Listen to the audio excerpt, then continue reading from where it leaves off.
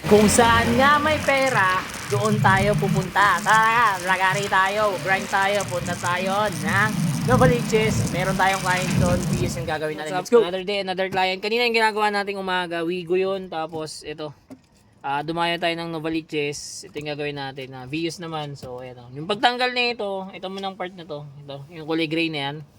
Yan, dalawa yan. Both side, then may tornilyo yan, 6 na tornilyo. Saka nyo siya i-remove. I-remove nyo tong panel na to. Etong gitna. Tapos sunod yung stereo. Okay, tara baklasin natin. Natin yung pinakagilid ito. Ito yun. Yan, both side yung tatanggalin. Tapos, yan, tornilyo na ito. Yan, tapos ito rin. Yan. Tapos matatanggal nito. Itong frame na to. Tapos ito yung tornilyo nung pinaka head unit. Yan, nasa loob. Sinasabi natin na mari-remove nyo na to.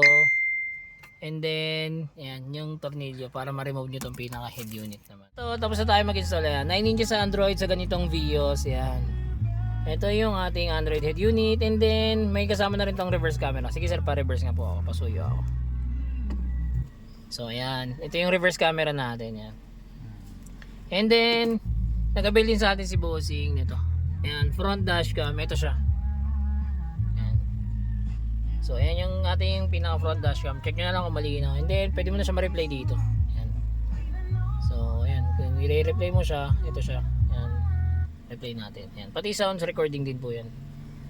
Ayan. Meron na nga rin pala itong Apple CarPlay and Android Auto. Ito naman po yun. Pag gusto nyo ng CarPlay, ito po. Ayan. DM lang po sa mga gusto pong mag-avail. Drop message lang para mas mabilis yung transaction natin. Don't forget to like and follow na rin. Salamat!